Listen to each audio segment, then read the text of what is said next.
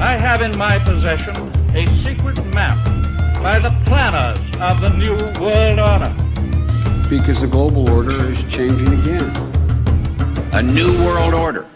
On the ApocalypsePostNewsletter.com, you'll see that there is now on there a PDF compiling all the newsletters from 2017 and 2018, and to real quickly go through some of the more significant events of this year, starting with the Davos meeting where Trump told reporters, "We want great prosperity and we want great peace." And as you can see, Trump told global finance leaders he will always put the U.S. first when it comes to trade, but that does not mean America alone, which harmonizes perfectly with the last page of the grand chessboard, which calls for perpetuating America's own dominant position and to create a geopolitical framework that will evolve into the geopolitical core of shared responsibility for peaceful global management. It also calls for an eventual upgrading of the already existing United Nations structures, in other words, a new world order to replace the UN, just as the UN replaced the League of Nations in 1945. And we also see this quote from Henry Kissinger at Davos in 2017, where he said Trump will have to find a definition of the American role that answers the concern of many parts of the world that America was giving up its indispensable role of leadership in some categories and major contribution in others, and to define what and where America can lead and where it must contribute, and in that process help in the creation of an international order, a new world order. Kissinger would then, in October of 2017, while in the Oval Office, say that he was there at a time when the opportunity to build a constructive, peaceful world order is very great. You also see in this newsletter Trump saying, "I would do TPP if we had a much better deal than we had. We had a horrible deal," he said. "I would do TPP if we were able to make a substantially better deal." We'd later find out that NAFTA 2.0 contained many elements of the Trans-Pacific Partnership, the TPP. So as you can see, the Trump doctrine is an America First New World Order, moving up to May of 2018, which is when the U.S. Embassy was moved to Jerusalem, and the article Brzezinski's Ghost Shapes Washington-Eurasia Geopolitics appeared in New Eastern Outlook on May 14th, which began the 70th year since the generation of the fig tree began in 1948. And as Brzezinski pointed out, for American purposes of continued domination, it matters not that there are ethnic, religious, and other differences between Russia, China, and Iran. U.S. foreign policy since September 2001 has increasingly forced those three to cooperate, despite those differences, for what they see as defense to their national sovereignty. U.S. foreign policy, according to the Grand Chessboard, forces the Ezekiel 38 Confederacy to come together, the bear written of in Daniel chapter 7, but there isn't any lion, bear, leopard, or fourth beast until the woe of the fifth trumpet, when Satan and his angels, who are Daniel's fourth beast, are cast from heaven to earth. Only then will there be a one world government, the New World Order as it's called, because Daniel 7 and Revelation 13 are both entirely yet future. First, the great horn of the he-goat has to be broken, which brings us to the next newsletter, Breaking the United Nations, the great horn of the he-goat, and that's according to the Daniel 11 hypothesis, the one who sends out a raiser of taxes being the same thing as the great horn of the he-goat. In my opinion, the Paris Climate Agreement and the global carbon tax being an agreement within the United Nations Framework Convention on Climate Change. The subject of Daniel 11:20 is not the raiser of taxes. The subject is the one who sends a raiser of taxes. Check it out for yourself in the Green's Interlinear. This is the last thing to happen in Daniel 11 before the woe of the fifth trumpet, when Satan and his angels are cast to earth and the New World Order emerges. The he-goat written of in Daniel 8 is the shadow government of the Kenites, the goat fig nation who operate throughout the globe through their four hidden dynasties of education, economics, politics, and religion. And the great horn of the he-goat, in my opinion, is the UN. And just as the League of Nations provided the skeletal structure for the UN, the skeletal structure for the New World Order will be provided by the United Nations, once it's broken, as it's written in Daniel chapter 8, verse 8. This is also spelled out on the last page of the Grand Chessboard by Zbigniew Brzezinski, where he calls for an eventual upgrading of the existing and increasingly antiquated UN structures, with the United States pulling out of the United Nations Human Rights Council after announcing budget cuts to the UN in December of 2017, and after also pulling out of UNESCO, another UN agency, in October of 2017, 2 days after Kissinger said he was there at a time when the opportunity to build a constructive, peaceful world order is very great. The breaking of the Great Horn of the He-Goat is evidently underway, and in case you missed it, on December 3rd, 2017, Trump pulled the U.S. out of the UN Global Compact on Migration, and on January 23rd, this RT article says U.S. exit from United Nations could become reality with fresh bill. The bill was quietly introduced on January 3rd and was passed on to the House Committee on Foreign Affairs. If approved, the bill would take 2 years to take effect. It would also repeal the United Nations Participation Act of 1945, signed in the aftermath of World War II. United Nations running out of cash, says this article from Reuters. Guterres saying in a letter sent on June 30th that they had never faced such a difficult cash flow situation this early in the calendar year. The U.S. announcing in December of 2017 that a $285 million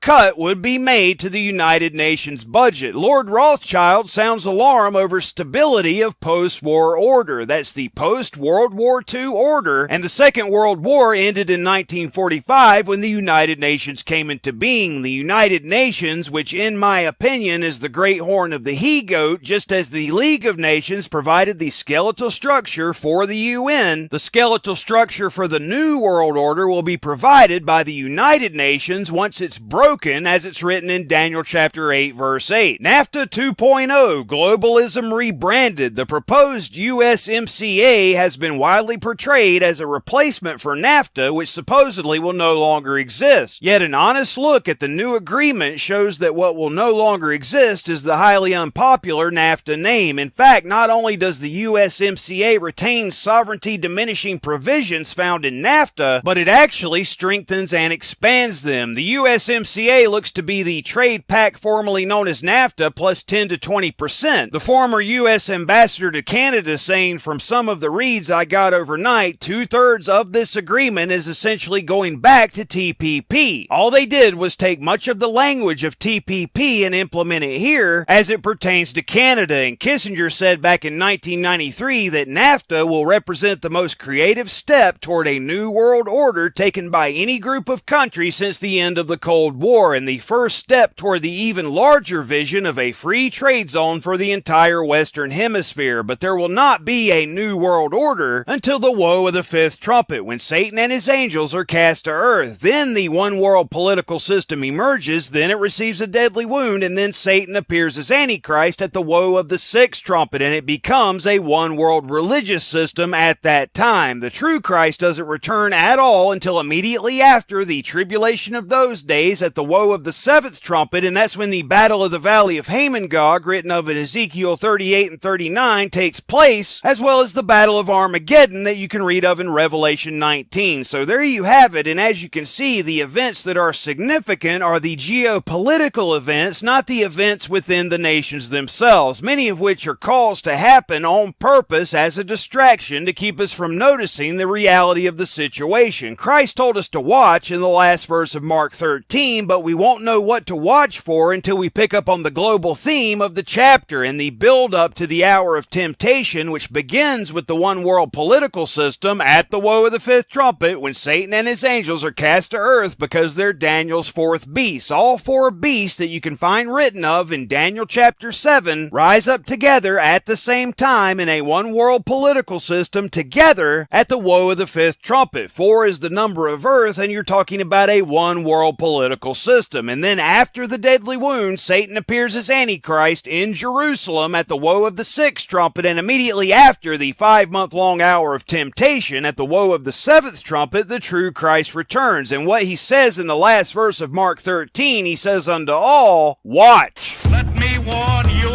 A new world order. and let me warn the nation. A new world order. Let me warn you, A new world order.